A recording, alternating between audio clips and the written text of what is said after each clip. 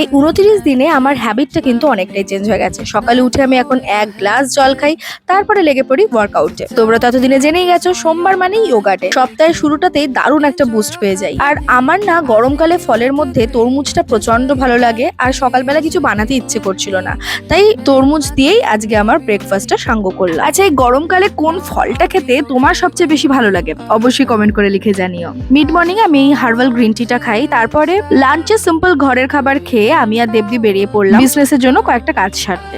যেখানে শপিং করতে গিয়েছিলাম সেখান থেকে আমাকে এই জুপিং এর ব্যাগটা দিয়েছে, একদম ডাইরেক্ট চায়না থেকে আনা। আমার তো এমনি জুপিং খুব পছন্দের, তার মধ্যে এই ব্যাগটা পেয়ে মনটা আরো ভালো হয়ে গেছে।